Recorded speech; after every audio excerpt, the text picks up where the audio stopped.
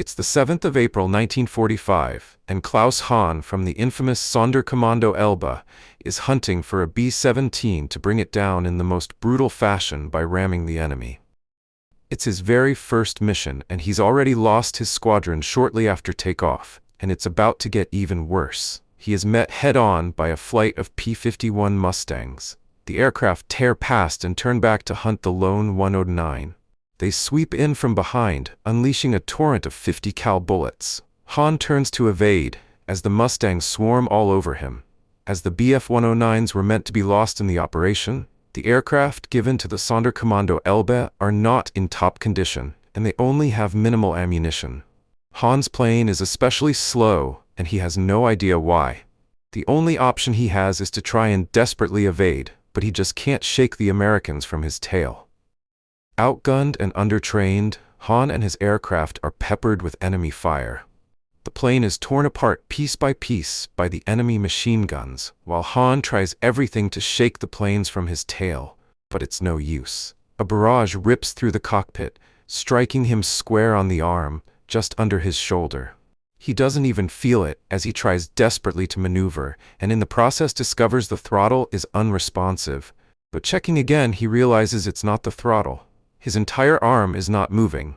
He has to bail. He rolls his Bf-109 over and prepares to jump.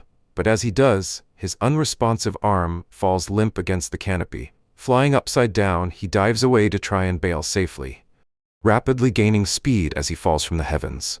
Hahn looks up towards the ground, seeing his own limp arm against the glass. But suddenly a gap appears in the clouds, revealing a sight that makes his skin crawl. It's a formation of B-17s right underneath him, the bombers he so despises. Target. He hits right on the tail, and the tail gunner gets thrown back into the waist gunner area. The B-17 is rocked by the strike. In the cockpit, Bud Wentz radios his men. "What happened? Everyone okay? We're all fine, but we just got hit by a fighter. Damage? We have a massive hole in the tail. The turret is gone. How the hell are we gonna land this thing?" The next minute is created by our sponsor InVideo AI. What are the chances to land the plane safely with such extensive damage? Even after losing critical parts like control surfaces or target. He hits right on the tail, and the tail gunner gets thrown back into the waist gunner area. The B-17 is rocked by the strike. In the cockpit, Bud Wentz radios his men. "What happened? Everyone okay? We're all fine, but we just got hit by a fighter. Damage? We have a massive hole in the tail. The turret is gone. How the hell are we going to land this thing?" The next minute is created by our sponsor, InVideo AI. What are the chances to land the plane safely with such extensive damage? Even after losing critical parts like control surfaces or landing gear in a collision, pilots can steer and stabilize damaged planes by adjusting the engine thrust. If the landing gear is damaged, they may perform a belly landing, using engine power to control descent and glide the aircraft safely to ground.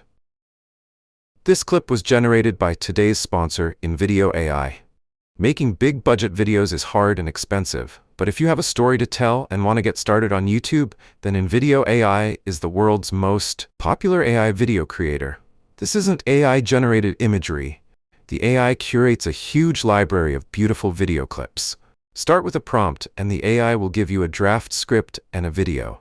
Using the edit command box, you can change the intro, translate to other languages, or make any adjustments you want manually. You can even clone your voice.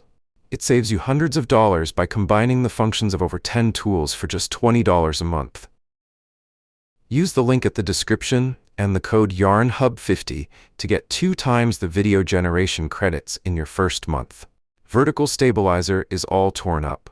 We're shedding a lot of parts, Captain. Understood. Wentz realizes he needs to quickly get his fort under control to ensure he doesn't hit any other B-17s in the formation, but when he attempts to use the controls, he finds them completely dead. Elevator and rudder both do nothing. All he has is ing. Wentz is focused on the controls as his copilot scans the air around them, calling out for nearby planes. "Wentz, watch out! Pull up! Pull up! I can't! I don't have an elevator." That was close. He manages to carefully extricate himself out of the formation. They get clear from the planes, but now the bigger problem is altitude.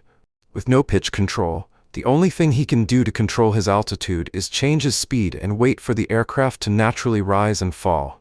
In an incredible display of airmanship, Wentz and his co-pilot managed to make big, ugly turns and point the crippled B-17 back towards Allied lines, searching desperately for somewhere to land. Do you see anything? Over there. It's an airfield. Is that ours? I have no idea. Do you think we can look for another one? Wentz thinks. The aircraft shudders. No, this one will have to do. The crew know they are still over Germany. A runway here could be in enemy hands as the front lines are moving so quickly. And the runway they have chosen is much shorter than the base in the UK.